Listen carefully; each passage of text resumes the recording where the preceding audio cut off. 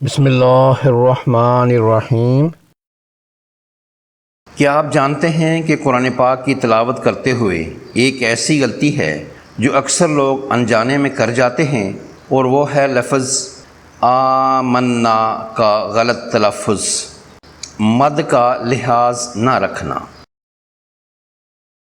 جب یہ لفظ آمنا کو جلدی میں امنا آواز کو بغیر کھینچے پڑھ دیتے ہیں تو یہ ایک بڑی غلطی بن جاتی ہے، کیونکہ یہاں حمزہ الف سے پہلے آیا ہے جسے مد بدل کہتے ہیں، اس لیے اسے 2 حرکات کے برابر لمبا کر کے پڑھنا ضروری ہے، یعنی آمنا۔